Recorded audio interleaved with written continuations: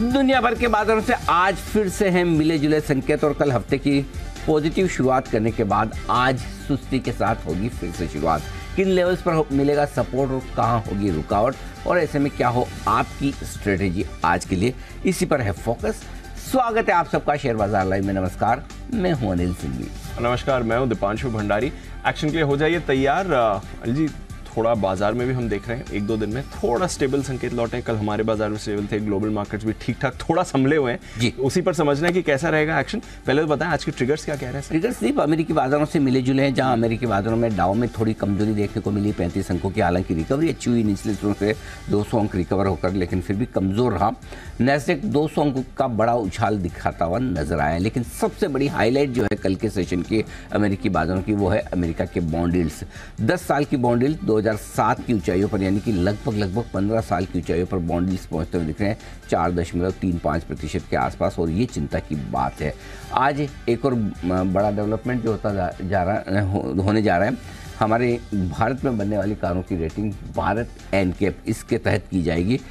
नितिन गडकरी साहब इसका करेंगे उद्घाटन। प्राइमरी बाजार में एक्शन भरपूर है। पिरामिड का आज आखिरी दिन है, इशू 6 गुना बढ़ चुका है। हमारा विश्लेषण तैयार है, बताएंगे आपको थोड़ी देर में क्या करें। और साथ ही एरोफ्लेक्स का आईपीओ भी खुलने की तैयारी में। तो प्राइमरी बाजार में नए आईपीओ आपके सामने उतरते दिख रहे हैं। बिल्कुल, तो यहाँ पर तो रोज एक्शन दिख ही रहा है और उस पर पूरी नज़र भी है।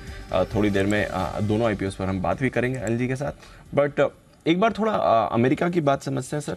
फ्राइडे को हमने देखा डाउ थोड़ा पॉजिटिव बंद हुआ, नैस्डैक में हल्की गिरावट थी। कल हमने देखा डाउ में मामूली गिरावट थी, नैस्डैक अच्छे उछाल के साथ बंद होते हुए दिखा है। थोड़े से स्टेबिलिटी लौटने के संकेत माने, या फिर बड़ी गिरावट के बाद बाजार एक थोड़ा कंसोलिडेशन फेज देखता है, कैसे समझे सर इसे? तो दो तरीके से अमेरिकी बाजारों को देखना चाहिए। एक तो हमारे लिए क्या है और एक उनके खुद के मार्केट के लिए है।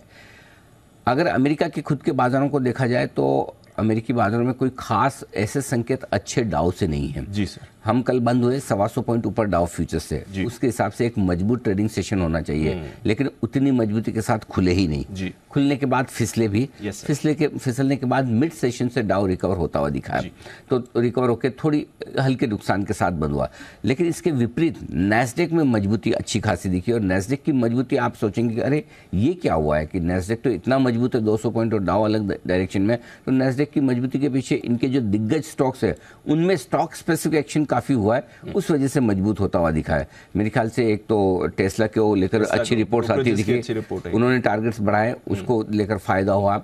जूम के नतीजे अच्छे आए थे, उन नतीजों के दम पर वो स्टॉक दौड़ा तो उसने थोड़ा सहारा दे दिया।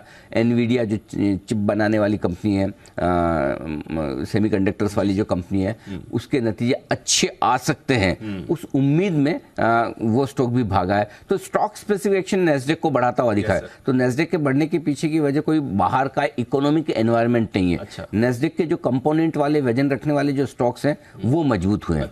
तो आपको फिर क्या देखना है? आपको डाउ देखना है, और डाउ में कोई ऐसे खास मजबूती के संकेत ऐसे नहीं है, उम्मीद से कम ही मजबूत हुआ है, पहली चीज।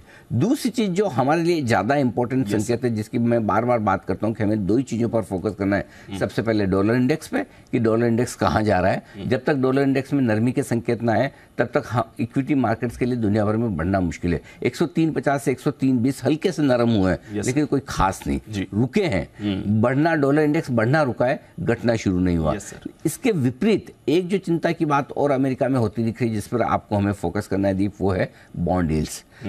10 साल की बॉन्ड यील्ड्स 2007 के बाद हाईएस्ट लेवल पर 4.35% पर आती दिखी है। यानी कि आप करीबन 15-16 साल के हाईएस्ट लेवल पर बॉन्ड यील्ड्स को देख रहे हैं। 10 साल की बॉन्ड यील्ड जो है, इसका मतलब क्लियर कट है कि अमेरिका में बॉन्ड मार्केट ये मान के चलने की ब्याज दरें अभी बढ़ना बाकी है। ये सबसे बड़ी चिंता है। अब इसमें भी बड़ा इंटरेस्टिंग डेवलपमेंट दिख रहा है। एक और जहां बॉन्ड मार्केट मान के चलने की ब्याज दरें बढ़ना है, वैसे उसी के विपरीत सितंबर में जो अब वहाँ आरबीआई क्या, सितंबर में जो अमेरिकी फेड की जो पॉलिसी आएगी, उसमें अभी भी 85% लोगों का ये मानना है कि ब्याज दरें नहीं बढ़ेंगी। अभी भी 85% लोग नहीं बढ़ेंगी। सो एक तरफ बॉन्ड मार्केट, बॉन्ड यील्ड्स लगातार बढ़ रही है। बॉन्ड यील्ड्स कब बढ़ती है? जब बॉन्ड मार्केट के लोग ये सोचे कि ब्याज दरें बढ़ेंगी। लेकिन जो वहाँ पर एक आम राय बनती है, जो फ्यूचर्स ट्रेड करते हैं, वो ये बता रहे हैं कि सितंबर में अभी भी 85% लोग मान रहे हैं कि नहीं बढ़ेगी। करेक्ट? इसका मतलब क्या है, सितंबर के बाद जब नवंबर में पॉलिसी होगी तो नवंबर में ब्याज दरें बढ़ेंगी। और फेड उस तरह का रुख ले रहा है कि एक बार आपने ब्याज दरें बढ़ाने रोका, दूसरी बार बढ़ाई, तीसरी बार पोज, फिर बढ़ाई। तो इस पोज हाइक, पोज हाइक, तो पिछली बार आपकी हाइक हो चुकी है। Yes sir. सितंबर वाले में पोज हो जाएगा। राइट। ठीक है, ठीक है। नवंबर वाले में हाइक।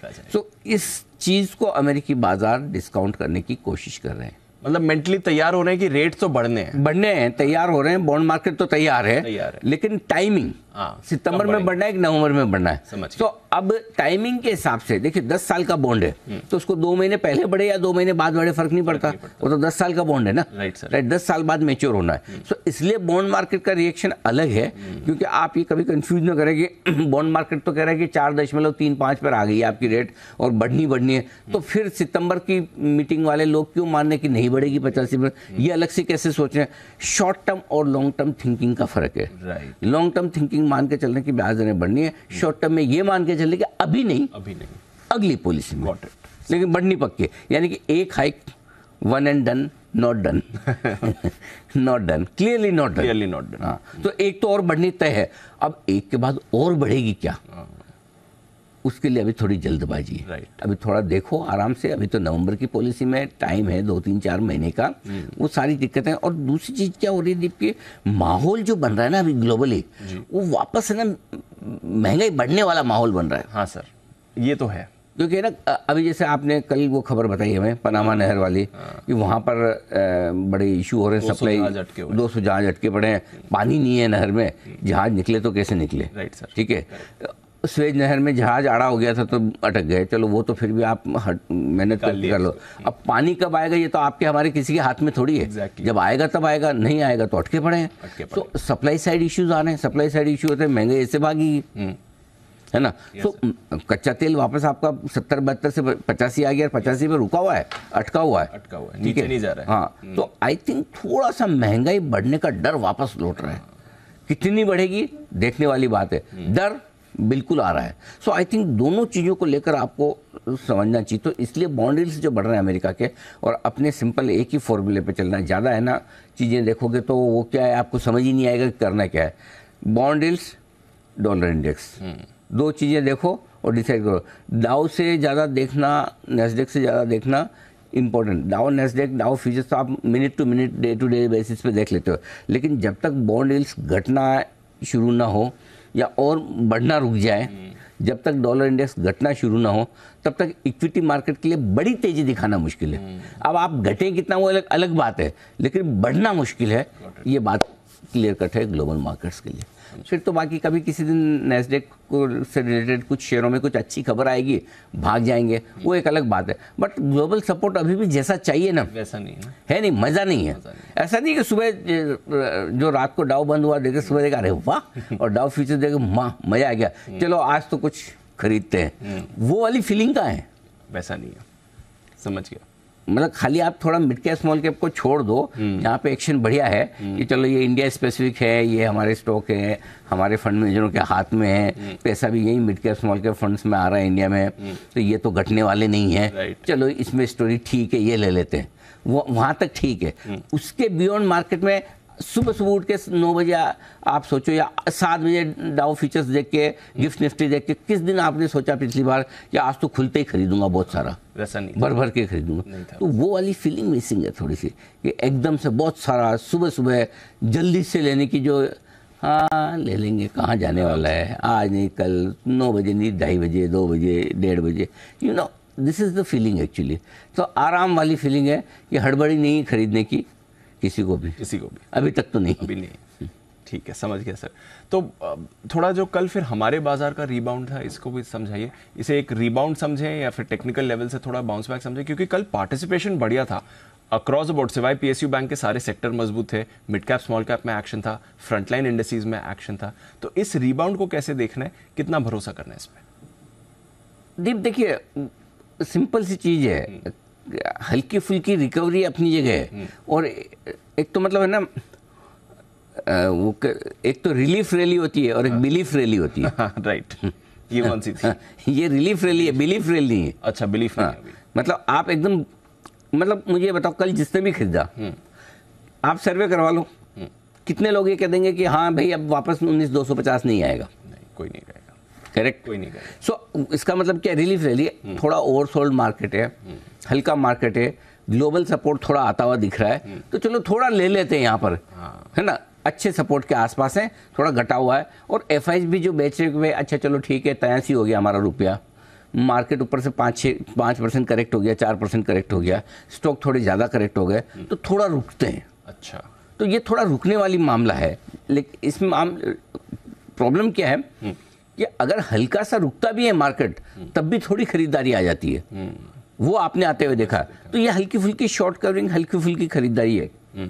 अल्टीमेटली दीप, आपको तेजी का मूड बनाने के लिए कुछ इंपॉर्टेंट लेवल्स को पार करना जरूरी है, वो होगा तभी।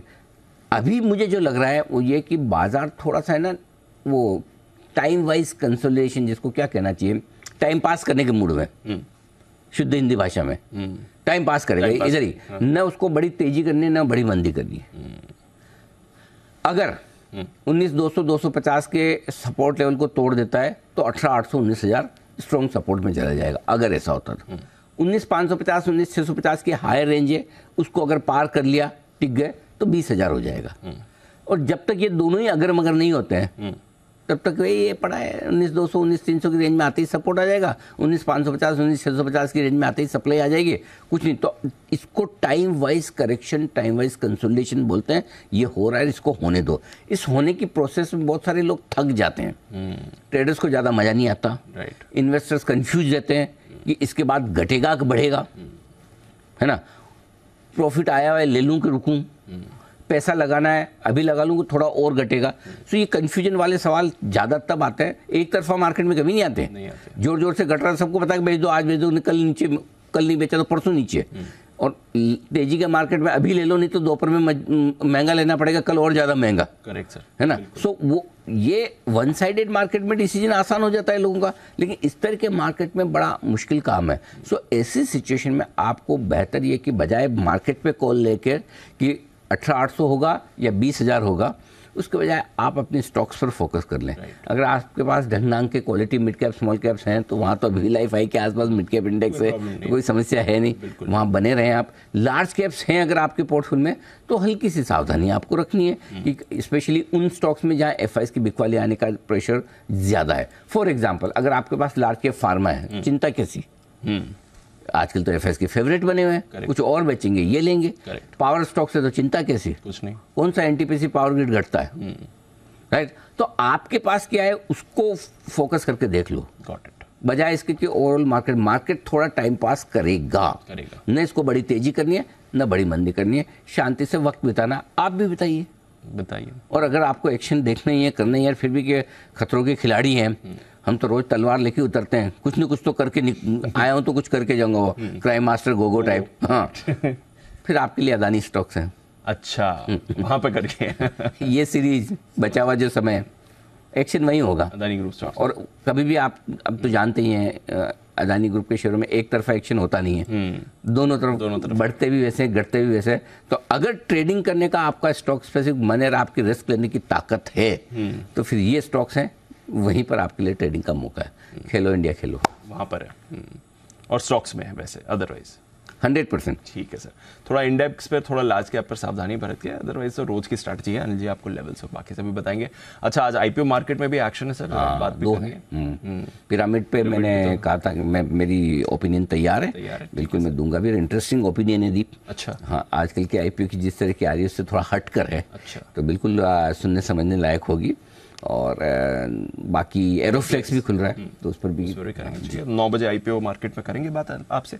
बताएं सर, फिर आज की स्ट्रैटेजी, कुछ खास बातें? स्ट्रैटेजी में 2-3 चीजें हैं दीप जो इंपॉर्टेंट है। पहले तो आज के ट्रिगर्स ही बता देता हूँ। अच्छा सर, ट्रिगर्स में 2 ट्रिगर नेगेटिव है, ग्लोबल वाले हल्के नेगेटिव, ज्यादा नहीं है, हल्के नेगेटिव ग्लोबल, और एफआईज के भी हल्के नेगेटिव है, ज्यादा नहीं। मैं चाहता तो 6 के 6 न्यूट्रल भी कर सकता था, लेकिन अच्छा नहीं लगता तो इसलिए मैंने कहा 2 नेगेटिव 4 न्यूट्रल और 2 नेगेटिव। पॉजिटिव कुछ खास दिखानी, डीआईज के जो है वो हल्के से न्यूट्रल से पॉजिटिव है, एक शेड पॉजिटिव साइड पे, और ये दोनों नेगेटिव वाले एक शेड न्यूट्रल साइड पे। तो कमोबेश न्यूट्रल काइंड ऑफ ट्रिगर्स में है। न्यूट्रल ट्रिगर्स, ठीक है सर, मान लिया। अब आइए आज की स्ट्रेटेजी।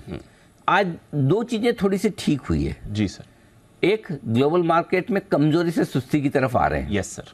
ठीक है, तो पहली चीज ये। और दूसरा, एफआईएस का बिकवाली का प्रेशर कम हुआ है, खत्म नहीं हुआ है, कम हुआ है। तो ये दो चीजें आज के मार्केट के लिए ठीक है, राइट, बुरी नहीं है। सो पहली ग्लोबल मार्केट। अब अभी तक क्या था, ग्लोबल मार्केट का भी प्रेशर, एफआईएस का भी प्रेशर। Yes sir. तो हम नीचे घट रहे हैं जी। अब ये दोनों प्रेशर कम हुए, खत्म नहीं हुए, कम हुए, तो आप नीचे के लेवल पे थोड़ा सपोर्ट लेंगे। Got it. तो आपको 19,200 19,300 में सपोर्ट लेना है इन दोनों के ट्रिगर्स के दम पर। ठीक है, और अगर वहां सपोर्ट लेंगे तो बढ़ेंगे जोर से? नहीं नहीं नहीं। क्यों? कौन सा ग्लोबल भाग रहा है, कौन सा एफएस दम लगा के खरीद रहे हैं? तो जब तक इन दोनों में कोई एक चीज तो बदले तब तो मैं जोर से खरीदूं। Correct sir. मैं अभी वही बात कर रहा था, सुबह सुबह 9 बजे खरीदने के लिए मेरे पास रीजन क्या है? कुछ नहीं। सो अगर ये दोनों में कुछ नहीं बदल रहा तो फिर मैं जोर से भागूंगा भी नहीं। अच्छा। और ऐसी सिचुएशन में दूसरी लाइन आपके काम की है जी। ट्रेडिंग के मौके दोनों तरफ। सपोर्ट रेंज में लीजिए, 200-300 की रेंज में लेना है, और ऊपर में 450, 450, 550 की रेंज में थैंक यू करना है। सो मतलब ऊपर की रेंज में देते भी रहो, नीचे की रेंज में लेते भी रहो। तो ये एक बदलाव थोड़ा सा हल्का सा हुआ है ट्रेडिंग स्ट्रेटजी में। अब लेवल्स क्या इंपॉर्टेंट है, कोई बदलाव नहीं, जो कल के थे वही आज है। 19,300 के नीचे बंद होगा आज तो ही तनाव लेना है। नया जो पुराना आपकी टेंशन चल रही है वो तो चल ही रही है वो तो जो 20,000 से 19,300 आया तो वो टेंशन तो यही है ना, वो तो चल ही रही है। अब उसका तो क्या कर सकते हैं, नई कब लेनी है? और नई 19,300 के नीचे बंद होने पर। बैंक निफ्टी 44,000 के नीचे बंद हो रहा है, 44,000 पर बंद हो रहा है, तो पुरानी टेंशन तो चली रही है। 45,000 से 44,000 आ गए हम घटते घटते। अब नई टेंशन 43,600 के नीचे बंद होने पर लेनी है। ठीक है, टेंशन कब कम, यानी कि आपका ब्लड प्रेशर वापस नॉर्मल कब होना चाहिए? 19,550 के ऊपर निफ्टी बंद हो जाए जिस दिन, तो आप ये सोचना, अच्छा 19,250 जो नीचे का बॉटम बनाया अब वो आसानी से नहीं टूटेगा वापस। और बैंक निफ्टी 44,200 के ऊपर बंद होते ही एक बार 43,600 बॉटम 100% तो नहीं बोल सकता, 100% के लिए तो 44,600 की क्लोजिंग चाहिए, लेकिन मैं एक प्रिजम्पशन पे चल रहा हूँ, एक अनुमान पे चल रहा हूँ, और मेरा अनुमान ये है कि करेक्शन की कंप्लीट करने का संकेत भी पहले बैंक निफ्टी से आएगा। अच्छा। क्योंकि करेक्शन की शुरुआत बैंक निफ्टी ने की, गिरा ज्यादा बैंक निफ्टी है, और इसीलिए बैंक निफ्टी में मैं 44,200 के ऊपर बंद होने पर ही मूड बदलने को तैयार हूं। नहीं तो कायदे से मुझे 44,600 तक का इंतजार करना चाहिए। बुकिश नॉलेज के हिसाब से 44,600 के ऊपर बंद हो, जैसे 19,550 वो 44,600 आता है, लेकिन मैं उतना इंतजार करने, कभी कभी है ना थोड़ा अपना वो एक्सपीरियंस, रीडिंग, दोनों जो भी समझो, मतलब बायसनेस, रीडिंग डेटा, या कभी कभी वो आप गट फीलिंग, अनुमान लगाने की गंदी आदत जिसे कह सकते हो, उन सबको देखते 44,200 पे भी के ऊपर भी बंद हो जाते तो हम थोड़ा ठीक हो जाएंगे, डर निकल जाएगा, कम हो जाएगा। ये आपके लिए समझ गया सर। बड़े लेवल्स फिर आज के लिए 19,325, 19,365 पहला सपोर्ट जोन है, इसके नीचे जाने की संभावना वैसे भी कम है, लेकिन अगर गए तो 19,250, 19,300 मजबूत खरीदारी की जगह आपके लिए बनेगी। ऊपर की तरफ 19,425, 465 पहली रुकावट की जगह है, पार करके निकले तो 19,500, 19,565 में आपको 100% प्रॉफिट बुकिंग भी करनी है, शॉर्ट पोजीशन भी ज़रूर बनानी है। जिस तरह से मजबूत बाजार में पहले डिप को खरीदा जाता है और थोड़ी देर टिकती है, उसी तरह कमज़ोर बाजार में पहले उछाल को बेचा भी जाता है, प्रॉफिट बुकिंग भी होती है, वहाँ शॉर्ट भी बनती है। तो 19,500, 565 बड़े दिनों बाद पहली बार आए तो घबराना मत, डरना मत, बेचना जरूर। पहली बार तो शॉर्ट करना ही। हाँ, ऐसे एक ही बार में से कूद जाए, ऐसा कोई ऐसे मार्केट में हाथी घोड़े नहीं दिख रहे हैं। हाँ करेक्ट। हाँ, कि डाउ फ्यूचर 200 ऊपर है, वो बॉन्ड क्या आ गया, एफआई ने बेचना शुरू किया, ऐसा क्या है? 19,505 पर आए, उस समय सब हरियाली दिखेगी, अच्छा लगेगा सब, लेकिन अच्छे मार्केट में आपको बेचना भी आना चाहिए। दोनों तरफ का मौका है ट्रेडिंग का, इसीलिए आज बता रहा हूँ। तो ऊपर में बेचने से भी डरे ना, आज हो कल हो जब भी हो। ठीक है, बैंक निफ्टी 43,750, 43,850 ये आपका पहला सपोर्ट जोन है। इसके ठीक नीचे 43,600, 675 अच्छी खरीदारी की जगह है, यहाँ पर शॉर्ट्स भी काट सकते हैं, लॉन्ग भी कर सकते हैं।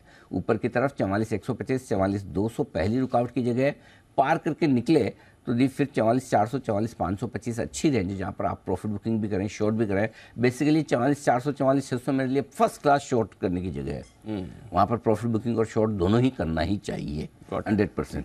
तो 44,600 के ऊपर बंद होगा तब तो मुझे मजा ही आ जाएगा। तब मैं बोलूँगा हाँ 43,600 वेरी नाइस, अब हम आपको जल्दी नहीं देखेंगे वापस। अच्छा हाँ लेकिन 44,600 है, 44,200 से थोड़ा रिस्क कम हो जाएगी क्लोजिंग होने पर, लेकिन 44,600 तो बड़ा लेवल है। और इस गॉट इट सर, ठीक है। हल्की एफआईएस की पोजीशन बढ़ी है सर, 39% के लो तक हमने जाती हुई देखी थी, वहां से फिर 42% हुई, कल हल्की बढ़ी है। पुट कॉल रेशियो भी थोड़ा बढ़कर आया है, कुछ ऐसा बड़ा नहीं दिख रहा है, कैसे देखना है सर इसे? डेटा ठीक है दीप, कोई खास बदलाव नहीं है और कोई ऐसा इसमें विशेष बहुत ज़्यादा जरूरत से ज़्यादा पढ़ने लायक भी नहीं है कि ऐसा कुछ मतलब बहुत इसके मतलब निकाले जाएं। कोई खास है नहीं मेरे ख्याल से, ठीक ठाक से।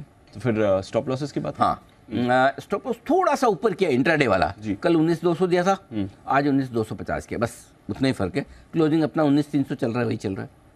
बैंक निफ्टी का सेम है 43,600, वही है, कल भी वही था, आज भी वही है इंट्राडे क्लोजिंग। शॉर्ट साइड पे वही स्टॉप लॉस 19,550 44,225, बिना देखे बता रहा हूँ, सब याद है। कल की रिकवरी में ऐसा कुछ लगा नहीं, कुछ ऐसा खास करना चाहिए। नहीं कैसे करूँ मैं बताऊँ, कल की रिकवरी में बैंक निफ्टी खाली 150 पॉइंट बढ़ा है, कोई खास ऐसा नहीं है। 44,000 पे आया, तो अपने स्टॉप लॉस छोटे ही रखने यार। बैंक निफ्टी पे 44,200 के ऊपर का स्टॉप लॉस 44,225 मान लो इंट्राडे क्लोजिंग, और निफ्टी में सेम 19,550 का। ठीक है सर, अंडरस्टूड। तो ये तो रहे मौजूदा पोजीशन के स्टॉप लॉस। अब नई पोजीशंस के लिए क्या सलाह दे रहे हैं? फ्लैट खुल रहे हैं, फ्लैट खुलने के बाद आराम से देखो इसे। अच्छा, बहुत देर तक स्क्रीन को देखो। हाँ जब तक मतलब आपको कोई ढंग ढंग का लेवल नहीं मिले एंट्री करने का। देखो दीप, दो चीज है इस मार्केट में, पैसा कैसे बनेगा जी, जो रेंज बाउंड मार्केट है जी। पहला तो पैसा ऐसे बनेगा कि आपको दोनों तरफ ट्रेड आना चाहिए, मजबूती में ठोको, कमजोरी में लेना भी समझना है, ठीक है। तो पहला तो काउंटर ट्रेड, दूसरा पेशेंस, अपने लेवल से ट्रेड करना आना चाहिए। Got it. अब वो आप जो है ना उतावला वाला ट्रेड करेगा ना, तो मुझे तो शुरू के पहले मिनट में ट्रेड जाना ही चाहिए, या 2 मिनट में मेरा नहीं गया तो और मैं क्या कर रहा हूँ, आया किस लिए दुनिया में मैं, है ना, मतलब 9:15 पे तो पहले मेरा ही जाना चाहिए। वो नहीं बनाएंगे पैसा। अच्छा ना, वो नहीं बनाएंगे। आराम से शुरुआत के 2-4 मिनट में फ्लोज का एक आइडिया लग जाए, मार्केट दे दे शुरुआत में सेटल होके कि पहले इसको ऊपर जाना है, पहले इसको डिसाइड करने दो। ओके, पहले ऊपर जाता है तो बेचना है, पहले नीचे आता है तो लेना है। It is as simple. और जो मार्केट करेगा हमको उसको उल्टा करना है, हमको उसको उल्टा करना है। अच्छा। तो तभी तो होगा ना, सपोर्ट लेवल पे तभी आप ले पाओगे। आप सोचो कि नीचे आया, ओहो 19,300 आ गया, अब तो ब्रेक डाउन देगा, यहाँ शॉर्ट करूंगा, फंस जाओगे। और 19,500 आया, अच्छा अब तो ब्रेकआउट होने की तैयारी होगा, एक दिन फंसोगे, लेकिन वो एक दिन फंसने के पहले 10 राउंड हो जाएंगे आपके, मौके बहुत मिल जाएंगे। हाँ, तो इसलिए आज के सेशन 2 चीज ध्यान में रखनी है, हड़बड़ी में और बीच में ट्रेड नहीं लेना, अपने लेवल से ट्रेड लेना। और वो ट्रेड लेने के लिए निफ्टी में बेचने की राय है। बेचने का मूड आप 19,465 से 535 की रेंज में बनाइए, 3 टुकड़ों में बेचिए, 465, 500, 535, 3 टुकड़ों में बेचिए 600 के स्टॉप लॉस के साथ। ठीक है। अगर बहुत एग्रेसिव है, मूड माहौल देखकर लगता है कि 19,425 पे ही बेचना है, तो वो उस समय देखना, मैं अभी नहीं बोल रहा। अगर समझो 19,425 आता है और डाउ फ्यूचर 100 नीचे हो जाए तो बेच दो, नहीं तो 465 बढ़िया लेवल है। ठीक है, ठीक है ना। वो माहौल, आसपास का वातावरण आपको भी देखना है, स्क्रीन की ताकत देखनी है। मिड कैप स्मॉल कैप उतने ही मजबूत है कि कमजोर है। 10 फैक्टर होते हैं जिस समय आप ये डिसीजन लेते हो ट्रेड एग्जीक्यूट करने का, तो उस तरह का माहौल उस समय देख के फिर डिसाइड कर लो। अदरवाइज ये रेंज तो परफेक्ट है, जहां पे आए तो आपको बेचना ही है जरूर। ठीक है। टारगेट 19,425, 402 छोटे टारगेट है, 365, 325 2 मीडियम टारगेट, 300 और 265 तक के final target. Thank you very much. Clear. खरीदना चाहते हैं बिल्कुल खरीदिए, शौक फरमाइए। 19,250 से 19,325 की रेंज में आपको लेना है। 325 पे थोड़ा ले लिया, 250, 265 पे थोड़ा ले लिया। बहुत एग्रेसिव ट्रेडर हैं, 19,365 से सोच सकते हैं, लेकिन 19,365 पे कब सोचना है लेने का, जब आपको लगे कि डाउ फ्यूचर मजबूत हो रहा है, ब्रॉडर मार्केट ठीक है, बाकी सारा बैंक निफ्टी आज लीडरशिप ले रहा है। तो ये सारी चीजें आपको डिसाइड करनी है। मैं फिर बार बार बोलता हूँ कि कोच जो है वो आपको बता सकता है खेलना कैसे। यस सर, खेलना तो आपको ही है, परफॉर्मेंस तो आपकी है ना। और जो नेट प्रैक्टिस करवा रहे हो उसके हिसाब से आपको आगे खेलना है। ठीक है। तो उस समय आज सेंसिबल डिसीजन ध्यान में रख के वो आप लीजिए। 19,200 का स्टॉप लॉस होगा। टारगेट 19,365, 402 छोटे टारगेट हैं, 425, 465 दो मीडियम टारगेट, 500, 535 तक के फाइनल टारगेट के लिए करनी है आपको खरीदारी भी। अब आइए बैंक निफ्टी। बैंक निफ्टी बेचना है आपको। बेचने के लिए एग्रेसिव ट्रेडर के तौर पर बिकवाली करने की राय है और 44,200, 44,400 दो ही टुकड़ों में बेचना है, यहाँ पे ज़्यादा नहीं, यहाँ दो टुकड़ों में बेचना, तीन में नहीं। 44,200 पे एक, 44,400 पे दूसरा, ठीक है। 44,600 का स्टॉप लॉस है। टारगेट जो बनेंगे 44,125, 44,075 और 44,000 तीन छोटे टारगेट हैं। 43,950, 43,900, 43,850 तीन मीडियम टारगेट हैं। 43,775, 675 के फाइनल टारगेट के लिए करनी है आपको बिकवाली। बहुत बढ़िया स्ट्रेटेजी है और इसको आप जरूर लागू करें। चांस स्टॉप लॉस ट्रिगर होने के शॉर्ट में पहले बैंक निफ्टी के ही बनेंगे, लेकिन हो जाए तो खुश हो जाना कि चलो बैंक निफ्टी लीडरशिप लेके मेरा स्टॉप लॉस ट्रिगर कराया, अब तेजी तो होगी। ठीक है सर। लेकिन दो टुकड़ों में बेचना जरूर, यहाँ पे 200 पे भी और 400 पे भी। Contract sir. अब आइए खरीदने की राय। खरीदने के लिए बढ़िया जगह जो है दीप, 43,675 से 43,850 की रेंज में यहाँ तीन टुकड़ों में लेना है। 850, ठीक है, 750, 675 तीन टुकड़ों में खरीदिए। 43,600 का छोटा सा स्टॉप लॉस है। टारगेट 43,900, 950 और 44,000 तीन छोटे टारगेट हैं। 44,075, 44,125 के दो मीडियम टारगेट हैं। 44,200, 275 और 44,400 के बड़े टारगेट के लिए करनी है आपको खरीदारी भी। दोनों ट्रेड जरूर लीजिए, निफ्टी और बैंक निफ्टी में लॉन्ग का भी लीजिए, शॉर्ट का भी लीजिए। ट्रेडिंग मार्केट है और दोनों में जो मौका मिले जरूर करिएगा। सिर्फ यही कि कोई भी फ्रेश ट्रेड आप 3 बजे के बाद इनिशिएट न करें, क्योंकि 3 बजे, पौने 3 बजे के बाद फिर आपके पास दिन में जगह कम रहती है। हाँ। टाइम कम रहता है, जगह मतलब टाइम कम रहता है। करेक्ट। सो अब समझो कि आपका 3 बजे ये लेवल आया कि 44,400 आ गया, अब मैं शॉर्ट करूँगा ना, तब नहीं करना है, क्योंकि फिर आपके पास टाइम का है। अगर सुबह सुबह आ गया, पक्का करो पूरा दिन भर पड़ा है गिरने के लिए उसको, तब आएगा मूव। ठीक है सर, समझ गया मैं।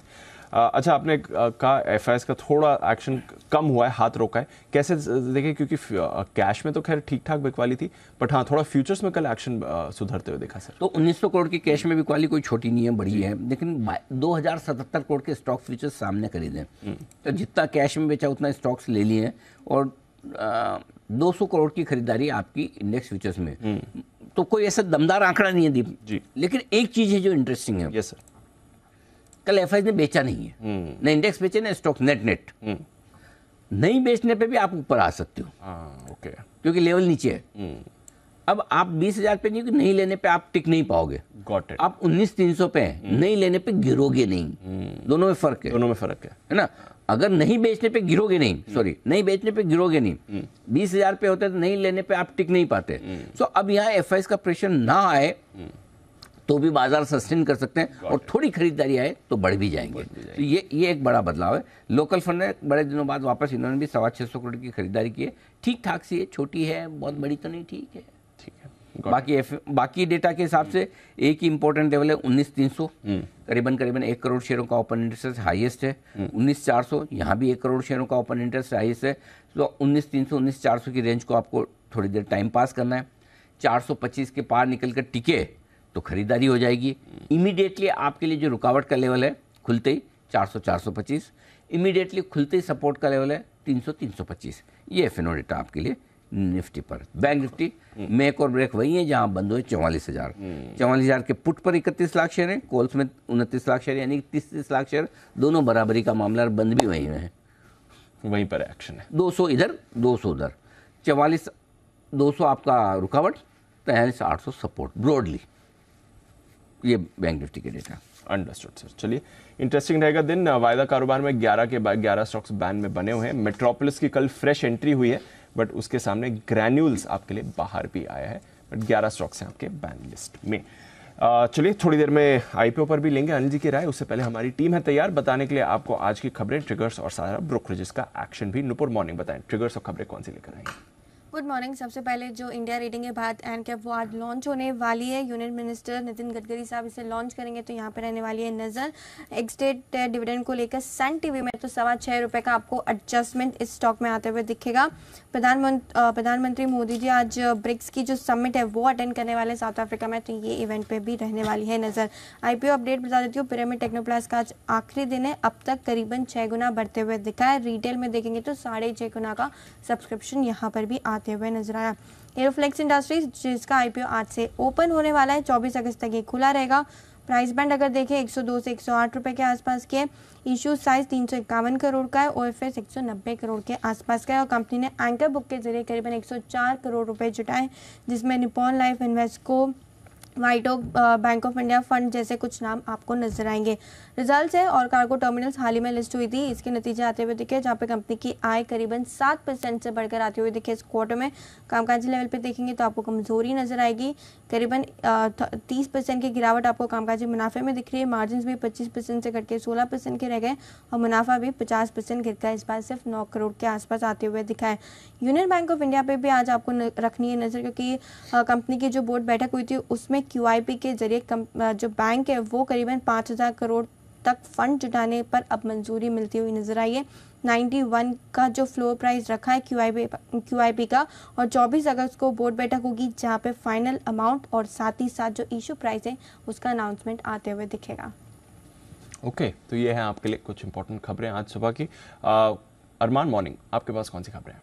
जी बिल्कुल, गुड मॉर्निंग। खबरों में सबसे पहले टाटा पावर पर आपको ध्यान रखना है, क्योंकि subsidiary Tata power renewable energy ने टाटा मोटर्स के साथ PPA किया है और वो सब्सिडरी ने अगर आप बात करें तो उत्तराखंड में कैंपस में लगभग 9 MWP के सोलार प्लांट इंस्टॉलेशन के लिए जो है वो PPA करते हुए दिखे हैं।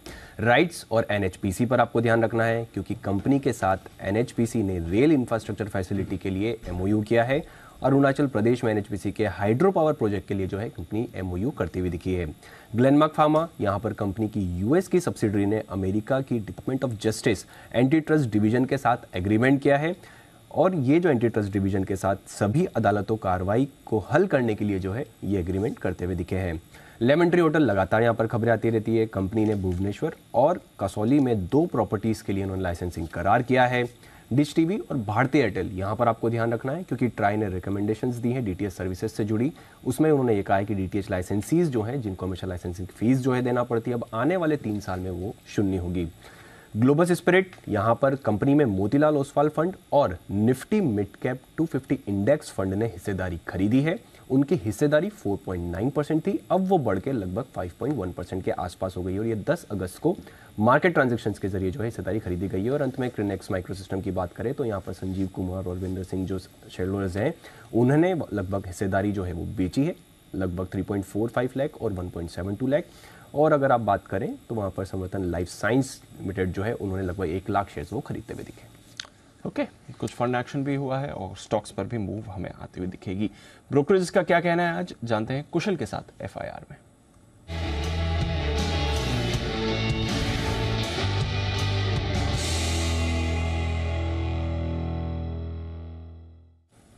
मॉर्निंग कुशल, बताएं क्या कह रही हैं आज की रिपोर्ट्स? देखिए, रिपोर्ट्स के लिहाज से HDFC बैंक सबसे पहले तो यहाँ पर UBS ने खरीदारी की राय बरकरार रखी है। 1900 रुपये के टारगेट्स ये देते हुए दिख रहे हैं। ये मान रहे हैं कि आगे चलकर जिस तरह से ये मर्जर हो जाएगा तो आगे चलकर री रेटिंग संभव है और रिलेटिव आउट परफॉर्मेंस FY25 में आपको पीयर्स के मुकाबले आती हुई दिख सकती है। तो खरीदारी की राय बरकरार रखते हुए 1900 रुपये के टारगेट्स UBS देता हुआ दिख रहा है और मैक्वेरी ने भी 2110 रुपये के ज़्यादा हायर साइड पर ये टारगेट्स दिए इन्होंने आउट परफॉर्म की रेटिंग बरकरार रखते हुए। जहाँ तक भारत फोर्ज का सवाल है, नोमुरा ने खरीदारी की राय बरकरार रखी है। यहाँ पर 1157 रुपए के टारगेट दे रहे हैं। ये आगे चलकर मान रहे हैं कि ये एक लीडिंग डिफेंस एक्सपोर्टर के रूप में आगे चलकर सामने आ सकता है, जिस तरह से इसकी बड़ी ऑर्डर बुक अब डिफेंस वर्टिकल पर बनती हुई दिख रही है और एबिटा मार्जिन्स लेवल पर भी यहाँ पर डिफेंस के लिए आगे जो है 20% प्लस का एस्टिमेट ये लगा रहे हैं। मॉर्गन स्टैनली की राय है LTTS पर अंडरवेट की रेटिंग बरकरार रखी है। 3200 रुपए के टारगेट्स अब दे रहे हैं। मौजूदा भाव आप देखें तो 4345 रुपए का है और मैनेजमेंट मीट इन्होंने की थी और ये देख रहे हैं कि यहाँ पर जो डील एक्टिविटी है उसमें जुलाई में कुछ पिकअप हुआ है अप्रैल मई के मुकाबले, पर बजट रिलीज अभी भी कम है या स्लो है आप कह सकते हैं। तो आगे चलकर तो इनका जो है मार्जिन्स को लेकर FY24 में थोड़ा पॉजिटिव बायस है। साथ ही मॉर्गन स्टैनली की राय आ रही है GSPL पर, यहाँ पर अंडरवेट की रेटिंग बरकरार रखी है। हालांकि टारगेट्स 319 रुपए पहले थे, अब 265 रुपए के टारगेट देते हुए दिख रहे हैं। म्यूटेड और वॉलेटाइल वॉल्यूम ग्रोथ यहाँ पर देखने को इनको मिली है, तो उस वजह से एक्सपेक्ट कर रहे हैं कि यहाँ पर आपको अंडरवेट ही बने रहना चाहिए। औरबिंदो फार्मा पर सिटी की राय है, डाउनग्रेड किया इन्होंने खरीदारी की राय से, अब सेल की रेटिंग ये देते हुए दिख रहे हैं। हालांकि टारगेट्स 660 रुपए से बढ़ाकर 750 रुपए के इन्होंने कर दिया है, पर ये देख रहे हैं कि यहाँ पर जेनरिक पाइपलाइन में लिमिटेड विजिबिलिटी है। बायोसिमिलर्स भी का जो अपसाइड है वो अभी भी कुछ समय दूर है, तो इस वजह से इन्होंने ये डाउनग्रेड किया है। और अंत में कार ट्रेड पर सिटी की राय है, खरीदारी की राय बरकरार रखी है, 624 रुपए के टारगेट्स दे रहे हैं। क्लासिफाइड बिजनेस इनको काफ़ी अट्रैक्टिव लग रहा है और आगे चलकर ये मान रहे हैं कि इनके लिए पॉजिटिव रह सकता है। और साथ ही नोमुरा ने भी खरीदारी की राय बरकरार रखी है, 678 रुपए के टारगेट्स हायर साइड पर ये देते हुए दिख रहे हैं। ओके, तो इंटरेस्टिंग रिपोर्ट है और कार ट्रेड पर 678 के टारगेट भी आते हैं दिख रहे हैं नोमुरा की तरफ से, मजबूत करीबन 200 रुपए ऊपर तक के टारगेट्स भी। आइए बढ़ते आगे और अब वक्त है हमारे सभी एक्सपर्ट्स से मुलाकात करने का। Pick of the day.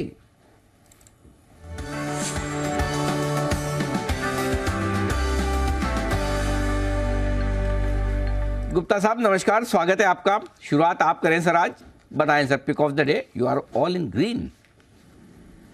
सुप्रभात अनिल जी, सुप्रभात दीपांशु और सभी को सुप्रभात। अनिल जी, उम्मीद पर दुनिया कायम है, सब ग्रीन रहना चाहिए तो अच्छा है सबके लिए। टाई तो लाल है आपकी। अनिल जी, वो कॉन्ट्रास्ट नहीं बन रहा था। मतलब दोनों तरफ ट्रेडिंग के मौके हैं। एज कर लिया। ओके, बताए सर, तेजी ज्यादा है मंदी थोड़ी कम, ऐसा हिमांशु जी बता रहे हैं। जी sir. Anil ji, technology stocks पे थोड़ा सा फोकस रहेगा मुझे लगता है आज के सेशन में, और यहाँ पर एक mid cap IT cash segment का स्टॉक जेंसा टेक मेरे रडार पर है, जिसमें एक अच्छी तेजी के बाद एक अच्छा कंसोलिडेशन बनता हुआ नजर आ रहा है। और मुझे लगता है कि यहाँ पर एक कंसोलिडेशन का ब्रेकआउट इमिनेंट है। अब वो आ जाता है या कल आए, लेकिन यहाँ से एक अप मूव देखने को मिल सकती है। 512-513 रुपए का कल का क्लोज है, यहाँ पर खरीदारी करें। 532 रुपए का पहला टारगेट रहेगा अनिल जी, और अगर इसके ऊपर स्टॉक आज निकलता है तो और बड़ा ब्रेकआउट आता हुआ नजर आएगा, और उस कंडीशन में 550-560 रुपए तक के टारगेट्स भी बनते हुए नजर आएंगे। तो जेंसा टेक्नोलॉजीज आज pick of the day, stop loss 502 रुपए का, यहाँ पर खरीदारी करके चलने की सलाह है। ओके, तो खरीदारी करने की राय जेंसा टेक्नोलॉजी में। बंसल जी गुड मॉर्निंग, स्वागत है आपका भी। बताएं सर, बाय सेल नोटा। Good morning Anil ji, good morning Deepanshu. Anil ji, जिस अंदाज में आज आपने शुरू में बोला था ना आप देंगे हमारे सारे एक्सपर्ट, तो मेरे को ऐसा लगा अच्छा हुआ पिक ऑफ द डे निकाल के लाया हूँ, आप दवा बना रहे हैं। और अनिल जी देखिए, पिक ऑफ द डे तो देता हूँ मैं, उससे पहले Anil ji few days ago Anil ji आपने एक शायरी करी थी कि सबको मुकम्मल जहान नहीं मिलता है। हाँ। तो हमारे हिमांशु जी को सब कुछ ग्रीन नहीं मिला, कॉन्ट्रास्ट में रेड भी मिला है। बिल्कुल, तो थोड़ी इतनी तेजी तो थोड़ी मंदी, बिल्कुल ठीक बात है। बताएं सर, तो मैंने आज इसलिए मुझे पता था कि आपको देख के जैसे मैंने हिमांशु जी का परिचय दिया, बंसल जी मुस्कुरा रहे थे। जिस दिन नोटा वोटा का इस्तेमाल करते हैं तो बंसल जी सामने नहीं देखते, इधर उधर देखते हैं। तो मैं समझ गया कि आज तो नोटा नहीं है, इसलिए मैंने नोटा का ऑप्शन दिया है। तो आपने नहीं यूज़ किया, आपकी मर्जी सर। बताइए पिक ऑफ द डे।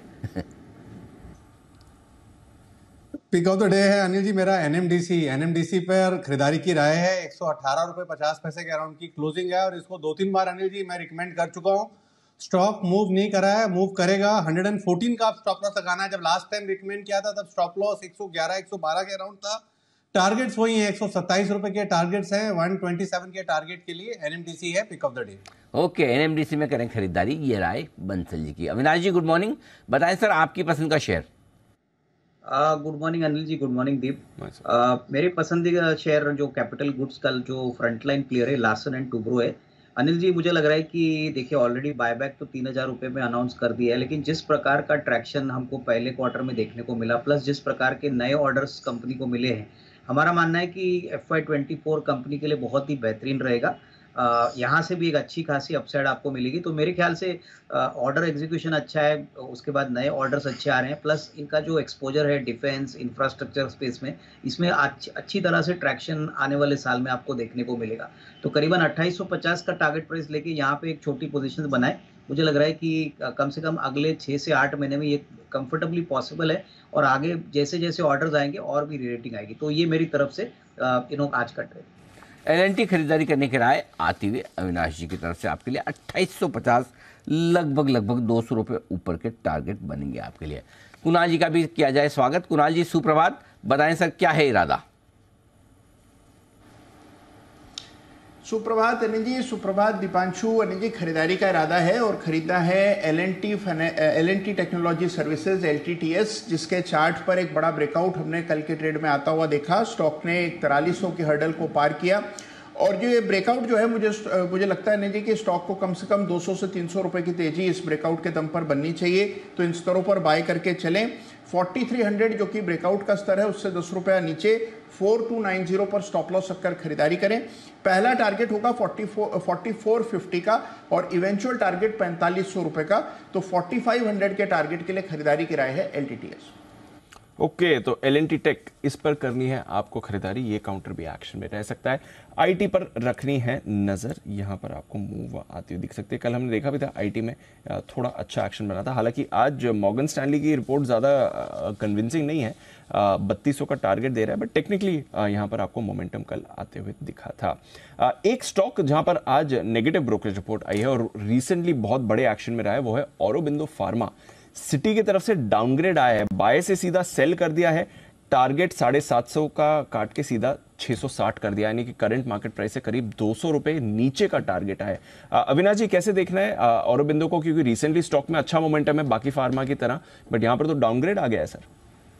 नहीं, मुझे लग रहा है कि पंशु देखिए, अगर मीडियम टर्म व्यू देखे तो औरोबिंदो फार्मा ने काफी समय के बाद एक अच्छा ट्रैक्शन Q1 में दिखाया था, मैनेजमेंट की कमेंट्री भी अच्छी थी, तो मैं समझता हूं कि कोई पैनिक करने की जरूरत नहीं है। हालांकि देखिए यूएस मार्केट्स में अभी कंडीशन पिछले साल के हिसाब से काफ़ी अच्छी है, कोई यूएस FDA रिलेटेड इश्यूज भी नहीं है, तो हमको लग रहा है कि जैसे जैसे नए प्रोडक्ट्स लॉन्च हो जाएंगे और एग्जिस्टिंग प्रोडक्ट्स पे बिजनेस ट्रैक्शन देखने को मिलेगा, शेयर उस पॉइंट ऑफ व्यू से ही चलेगा। इमीडिएटली तो हमको नहीं लग रहा है कि इसको पैनिक करना चाहिए। हमने तो होल्ड की राय दी है और अभी भी हम कहेंगे कि अगर कोई गिरावट आती है तो डेफिनेटली इसको खरीदने का मौका समझना चाहिए। मुझे नहीं लग रहा है कोई बड़ी नेगेटिव सरप्राइज शायद आपको आने वाले 1-2 क्वार्टर्स में मिलेगी। यह है आपके लिए औरोबिंदो, नजर रखिएगा। यहाँ पर 660 से टारगेट 750 का बढ़ा है, मैंने गलत बोल दिया था, उल्टा बोल दिया था। टारगेट बढ़ा है 660 से 750 का, बट डाउनग्रेड नंदलेस आया है, तो करंट मार्केट प्राइस से करीब 100 रुपए नीचे का टारगेट आया है, ना कि 200 रुपए का। बंसल जी चार्ट्स पर एक बार देख लें औरोबिंदो, वैसे तो अच्छे मोमेंटम में रहा है, 850 के आसपास क्या लेवल्स बनते हैं सर इसके लिए? दिपांशु इसको देखें तो एक अच्छी इसमें रैली देखने को मिली है और स्टॉक में थोड़ा सा करेक्शन के संकेत आ रहे हैं, और दीपांशु करेक्शन मोस्ट लाइकली आएगी। टेक्निकली हम देखें तो ऊपर में 874 875 एक हर्डल बना हुआ है और काफ़ी बड़ा अपमूव देखने को मिला है।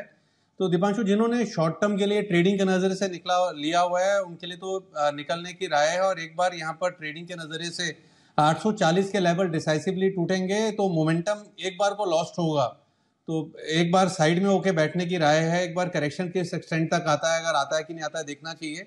840 एक इमीडिएट सपोर्ट है जो टूटेगा लगता है, और उसके बाद जो बड़ा सपोर्ट आता है वो 735 750 के जोन में आता है। ओके, तो ये है आपके लिए औरोबिंदो जहां पर आपको रखनी है नजर, एक्शन में रह सकता है ये काउंटर। डाउनग्रेड आया वैसे सिटी की तरफ से, बट देखते हैं स्टॉक में आपको कैसी मूव आती हुई दिखेगी। मूव आपको आती हुई दिख सकती है टाटा पावर में, इनकी सब्सिडी है टाटा पावर रिन्यूएबल, इसने टाटा मोटर्स के साथ पावर परचेस अग्रीमेंट के लिए करार करा है। तो टाटा पावर रिसेंटली अच्छे मोमेंटम में भी रहा है, हमारे एक्सपर्ट्स के भी रेडार पर रहा है। हिमांशु जी एक बार जरा टाटा पावर पर व्यू दें सर, आज के लिए इंपॉर्टेंट टेक्निकल लेवल्स क्या है? दीप देखिए, ना केवल आज के लिए बल्कि मेरा ऐसा मानना है कि ओवरऑल पूरे स्विंग को प्ले करने के लिए जब तक ये स्टॉक 230 रुपए के नीचे बंद नहीं होता, आपको इसमें तेजी की पोजीशंस हर गिरावट पर बनानी चाहिए, और अगर ऑलरेडी लॉन्ग है पोजीशंस तो होल्ड करके चलना चाहिए, क्योंकि काफी लंबे समय की एक साइडवेज कंसोलिडेशन, एक अंडर परफॉर्मेंस के बाद पिछले कुछ हफ्तों में जिस तरह का यहाँ पर मोमेंटम बिल्डअप होता हुआ नजर आ रहा है, मुझे लगता है कि ये स्टॉक शायद एक बड़ी तेजी के लिए इवेंचुअली तैयार हो रहा है। फिलहाल इमीडिएट शॉर्ट टर्म में मेरी नजर रहेगी अपसाइड में जो पहले टारगेट्स हैं वो 245 और 250 रुपए के, ये लेवल अगर एक बार पार होता है तो एक बड़ा सप्लाई जोन क्लियर होगा, और उसके बाद यहाँ पर एक अच्छी वन वे तेजी बनती हुई नजर आ सकती है। तो 230 के क्लोजिंग बेसिस के स्टॉप लॉस के साथ हर गिरावट पे खरीदारी करें।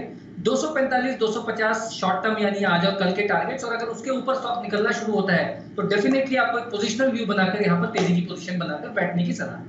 और कल तो बड़ा वाला ब्रेकआउट भी आया था, 4% ऊपर हम टाटा पावर को कल ट्रेड करते हुए देख रहे थे। हमारे एक्सपर्ट्स के भी रेडार पर रेगुलरली आ रहा है, कल क्लोजिंग में बागले साहब की तरफ से भी राय थी इस पर। अविनाश जी आपकी कोई राय, टाटा पावर पर रिसेंटली एक अच्छी रैली बनी है, यहाँ से क्या व्यू बनता है, इन्वेस्टमेंट करना है तो टारगेट्स क्या है सर? नहीं, मुझे लग रहा है कि देखिए स्टॉक नियर टर्म में दीपांशु थोड़ा सा कंसोलिडेट होगा, लेकिन लॉन्गर टर्म की ट्रेजेक्टरी अगर हम देखें तो कंपनी काफ़ी वेल पोजीशनड है। इनफैक्ट इनका पहला क्वार्टर का नंबर बहुत ही स्ट्रांग था, मैनेजमेंट की कमेंट्री भी अच्छी थी, और आने वाले 1-2 सालों में जिस प्रकार का इनका स्ट्रेटेजी है कि ये ग्रीन एनर्जी और बेसिकली सोलर में एंट्री करना चाहते हैं, तो यहाँ पे कोई डाउट नहीं कि बिजनेस मॉडल काफ़ी अच्छी तरह से ट्रांसफॉर्म होगा। मुझे लग रहा है कि इवन करंट लेवल्स पे अगर किसी को खरीदना है तो लॉन्ग टर्म वेल्थ पोर्टफोलियो के पॉइंट ऑफ व्यू से बहुत ही अच्छा विकल्प है। हाँ, हो सकता है शॉर्ट टर्म में थोड़ा स्टॉक रेंज बाउंड रहे, लेकिन अगर 12 से 18 महीने का व्यू लेते हैं तो मुझे लग रहा है कि अच्छी खासी कमाई होगी। थोड़ा सा स्लो मूवर जरूर है, बट फंडामेंटल्स मुझे लग रहा है काफ़ी स्ट्रॉन्ग है। ओके, तो फंडामेंटल काफ़ी स्ट्रॉन्ग है। नज़र रखिए टाटा पावर, यहाँ पर अच्छा एक्शन आपको बनते हुए दिख सकता है और कल को तो एक बड़ा अच्छा ब्रेकआउट भी आया था। एनएचपीसी भी आपके रेडार पर रहना चाहिए, इस पर भी थोड़ा एक्शन आपको बनते हुए दिख सकता है।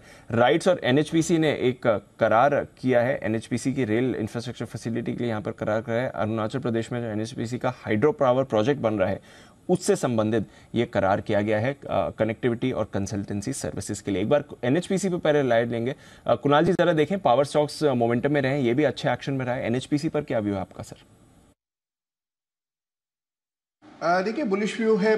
दीपांशु, स्टॉक लगातार एक अप ट्रेंड में रहा है और इसमें हमने देखा है कि कई सारे चार्ट पैटर्न्स बने, कंटिन्यूएशन पैटर्न्स बने, लगातार तेजी बनी हुई है, अभी भी तेजी कायम है। एक हर्डल 50 रुपए के आसपास, जो कि एक मेजर साइकोलॉजिकल लेवल भी है, तो 50 रुपए के आसपास कुछ कंजेशन देखने को जरूर मिल रहा है, लेकिन ये 50 का लेवल पार करेगा तो स्टॉक 65 की तरफ बढ़ेगा। तो ओवरऑल स्ट्रक्चर बहुत मजबूत है, हर डिप में खरीदारी की राय है और अब स्टॉक ने एक बेस बना लिया है 46 रुपए के आसपास, तो गिरावट में मिलता है 47-46 के आसपास, तो वहां पर इसको एक्यूमुलेट करना चाहिए।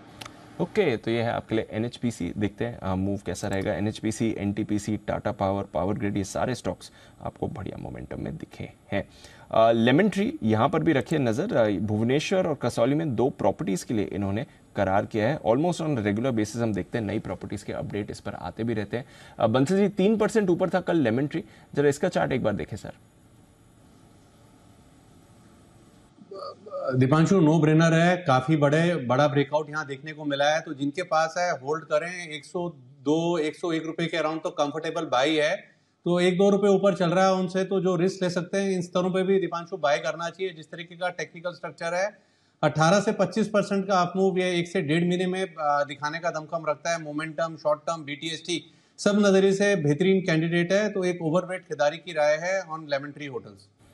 अविनाश जी, आपका कोई व्यू है सर लेमन ट्री पर? नहीं, बिल्कुल। देखिए, होटल सेक्टर में अभी भी अच्छी खासी तेजी देखने को मिल रही है और होटल सेक्टर में जिस प्रकार का ट्रैक्शन रूम इन्वेंट्री में लेमन ट्री बना रहा है, मेरे ख्याल से अगले साल 2 साल के लिए तो डेफिनेटली रोड मैप बहुत ही स्ट्रांग है। इनफैक्ट अभी तो इंडस्ट्री में ऐसा है कि जिसके पास भी इन्वेंट्री ज़्यादा है वही सबसे बेनिफिट कर रहा है। तो मुझे लग रहा है कि मीडियम टर्म के लिए डेफिनेटली अराउंड 100 रुपीज़ का अगर किसी को खरीदना है तो अच्छी खासी रिस्क रिवॉर्ड आपको मिलेगी। हालांकि देखिए, यहाँ पे एक बात ध्यान में रखिए कि ज़्यादातर फंडिंग डेट से हुई है, तो थोड़ा सा स्टॉक में एक मूवमेंट थोड़ा सा स्लो जरूर होगा, लेकिन होटल सेक्टर में हमको लग रहा है कि काफ़ी अच्छी तरह से रिस्क रिवॉर्ड प्रेजेंटेबल स्टॉक है, तो यहाँ पे खरीदने का मौका जरूर बनता है। तो ये है राय आपके लिए लेमन ट्री पर, तकनीकी तौर पर भी और फंडामेंटल दोनों ही लिहाज से राय खरीदारी की आती हुई हमारे एक्सपर्ट्स की तरफ से। आइए, एक और एक्सपर्ट जुड़ चुके हैं कार्यक्रम में। सुमित जी, गुड मॉर्निंग, स्वागत है आपका। बताएं sir, pick of the day.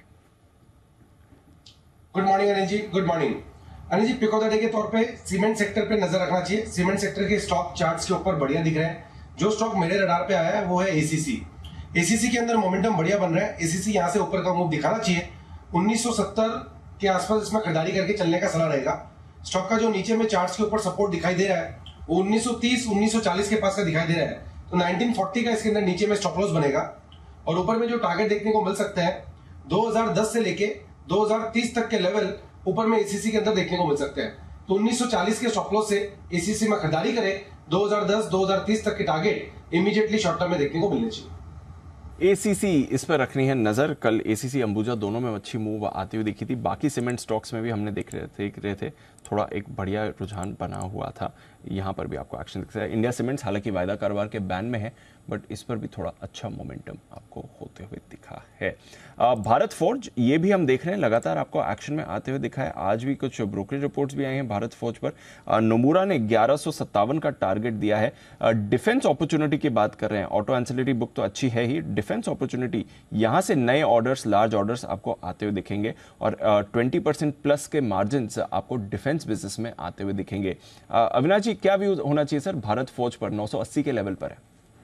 नहीं, मुझे लग रहा है कि दीपांशु आपने सही कहा कि देखिए भारत फौज जो ऑटो कंपोनेंट के लिए जाना जाता था, अभी डिफेंस एक बहुत बड़ा वर्टिकल इन्होंने तैयार किया है, काफ़ी इन्वेस्टमेंट इन्होंने किया है।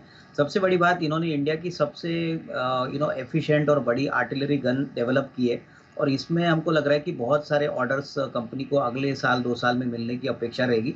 तो डेफिनेटली डिफेंस के पॉइंट ऑफ व्यू से मुझे लग रहा है कि स्टॉक में और थोड़ी तेज़ी आने की उम्मीद है, क्योंकि ये ऑर्डर्स अभी तक पूरी तरह से फ्रक्टिफाई नहीं हुए। तो यहाँ पे डेफिनेटली करंट लेवल्स पे या थोड़ा सा स्टॉक अगर थोड़ा सा वीक खुलता है तो निचले लेवल पे जरूर खरीदना चाहिए। मेरे ख्याल से 1150-1200 का टारगेट प्राइस अगले 12-18 महीने में पॉसिबल लग रहा है। ओके, तो ये है आपके लिए भारत फौज, जहां पर अच्छी मूव आपको बनती हुई दिख सकती है। सुमित जी, कोई राय चार्ट पर सर भारत फौज के लिए? मेरे को लग रहा है कि भारत फौज के अंदर भी पोजीशंस होल्ड करके चले। 980 के आसपास का स्टॉक का क्लोजिंग है। स्टॉक के अंदर मेरे को लग रहा है कि यहाँ से मूव ऊपर का ही देखने को मिलना चाहिए।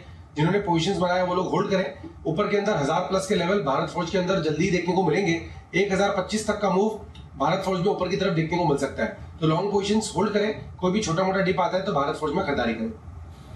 ओके, तो ये है आपके लिए भारत फौज, जहां पर आपको मूव आती हुई दिख सकती है। आई थिंक बंसल जी का भी कोई व्यू है स्टॉक पर। बंसल जी बताएं सर। दीपांशु, मेरा व्यू नहीं, मेरा तो स्ट्रांग व्यू है और मेरा ये कल पिक ऑफ द वीक भी था। तो जिन्होंने ले रखा है होल्ड टाइट सेट टाइट, कल की खरीद से 10-1 रुपए ऊपर है कल के दाम से, तो इन स्तरों पे भी खरीदारी की राय है। एक बड़ा अपमूव यहाँ पे देखने को मिल सकता है। अच्छे मूव के लिए तैयार होता हुआ भारत फौज।